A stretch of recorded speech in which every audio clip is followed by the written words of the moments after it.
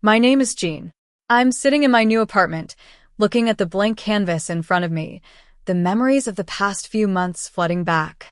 It's been a long journey, but I've finally found myself again. It all started when I ran into Lily, an old high school friend, at the mall. I was there to buy a birthday present for my nephew. Lily's face turned solemn when she saw me. Jean, I saw Mark making a dinner reservation for 2 at the Golden Bistro tonight. I thought he was on a business trip. The name of the restaurant hit me like a thunderbolt.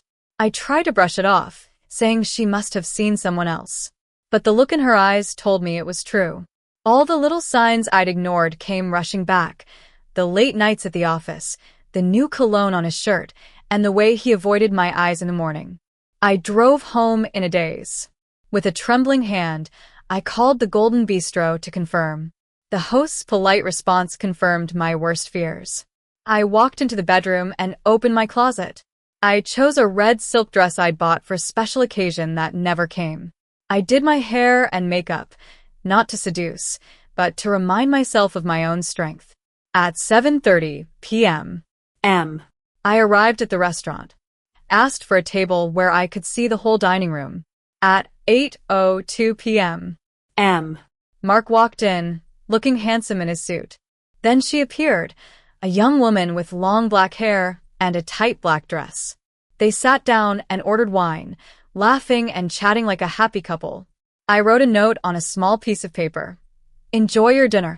I hope it's more honest than you've been. I asked the waiter to deliver it to Mark and watch his reaction. When the waiter placed the note next to his wine glass, Mark's face went pale.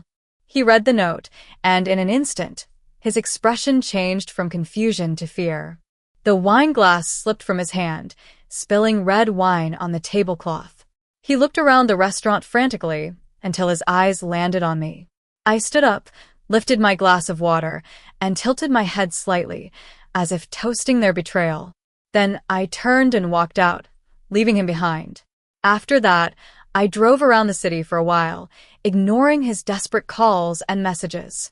When I got home, he was sitting on the couch, looking like a defeated man. I asked him to explain, and he stammered that it had only been going on for a few months. Her name was Ava, and they worked together on a project.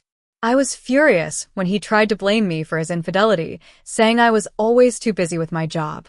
I reminded him of all the times I'd supported him and how I'd never forgotten his family's important events. Over the next few days, I started to dig deeper. One night, when Mark went out, I accessed his home office using an old password. I found a folder with details of an insider trading scheme. Mark was using non-public information from Ava, who worked at a tech startup called StarTech, to make investment decisions for his firm, Summit Investments. I knew I needed to take action. I called my cousin, Tom, who worked at the Securities and Exchange Commission. I asked him hypothetically about the legality of using non-public information for investments. He told me it was definitely insider trading, punishable by law. I began to plan my next steps. First, I went to the bank and opened a new account in my name. I transferred a fair amount of money from our joint account based on my contributions. I also consulted a financial advisor recommended by Tom to protect my assets. Then, I organized all the evidence I'd collected into folders. I printed 2 sets, one for home and one for the bank safe deposit box. I created a new email address to store the evidence securely. I decided to confront Ava. I met her at a coffee shop. She was initially defensive, but when I showed her the evidence of the insider trading, she broke down. She said she didn't know it was that serious. I told her she had a choice: cooperate or face the consequences. Finally, I emailed the chairman of the board at Summit Investments, attaching all the evidence and requesting a chance to speak at an internal meeting. The next morning, I walked into the conference room wearing a sharp black suit. Mark was in the middle of a presentation when he saw me. His face turned white, and he took a step back. I connected my laptop to the projector and began my presentation. I showed screenshots of emails between Mark and Ava, hotel invoices, and an audio recording of their conversation about getting non-public financial reports. The room was silent. After I finished, the chairman asked Mark for a response. Mark stammered that he didn't think it would go this far. I calmly told him that he knew exactly what he was doing. The board decided to suspend all activities related to StarTech and initiate an internal review. Mark was temporarily removed from his strategic decision-making role.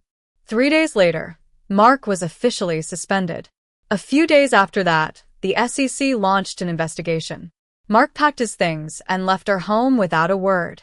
A few weeks later, I filed for divorce. I asked for the assets I'd rightfully contributed to, as well as my shares in Summit Investments through my independent investment fund. Mark signed the divorce papers without a fight. I moved into this new apartment.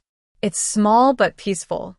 I've started taking on corporate ethics consulting projects, and I'm finally at peace. I've let go of the past and embraced the future. Recently, I received an email from Summit Investments' HR department confirming my shareholding in the company. And Ava called to tell me she'd resigned and was cooperating with the SEC. 6 months have passed since that fateful meeting. I've painted on the canvas in front of me, not to remember the pain, but to celebrate my new-found freedom. I've learned that betrayal can be a turning point, and that by facing the truth, I can build a new life for myself.